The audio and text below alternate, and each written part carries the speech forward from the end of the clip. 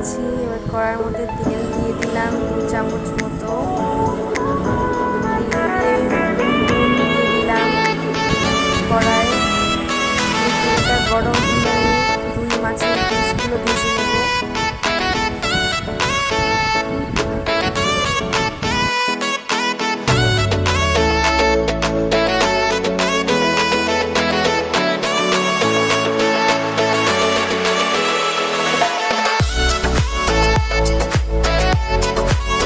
পটল আর আলু আমি ভেজে তুলে নিয়েছি। মাছগুলো ভাজা হয়ে গেছে, মাছগুলো ভেজে তুলে নিয়েছি। আবার কড়া গরম করতে বসিয়ে দিয়েছি।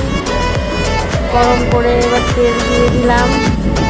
তেলের মধ্যে আমি জিরে, শুকনো লঙ্কা, তেজপাতা ফোড়ন দিয়ে দিলাম।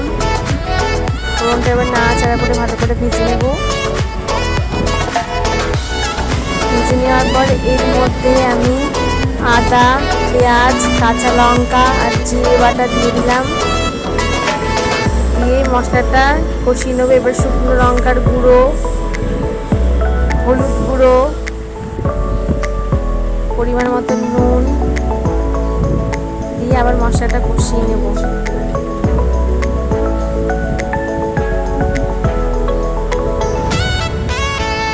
এবার এর মধ্যে আলু আর পটল ভাজা যে তুলে রেখে দিয়েছিলাম সেগুলো দিয়ে ভালো করে কষিয়ে নেব।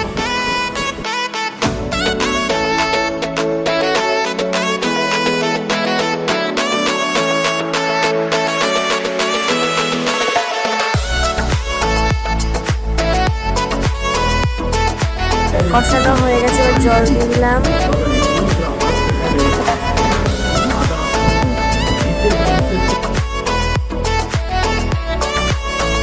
ঝোল ফুটছে, এবার ঝোলের মধ্যে আমি ভাজা মাছগুলো দিয়ে দেবো।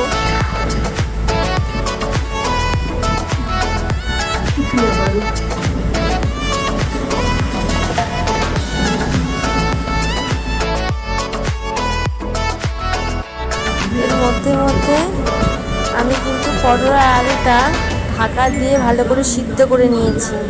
আমার আলু পটল দুটোই সিদ্ধ হয়ে গেছে। এবার মাছটা দেওয়ার পর আমি আবার ঢাকা দিয়ে দেব।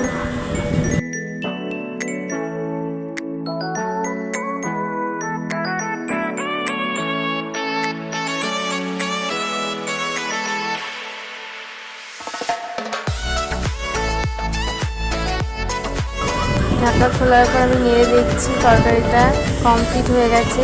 পটল আলু দিয়ে রুই মাছের ঝোল। প্লিজ ট্রাই করে দেখো, রান্নাটা খুবই সুস্বাদু খেতে, খুবই ভালো হয়েছিল। আপনারা আমার মায়ের পাশে থেকুন।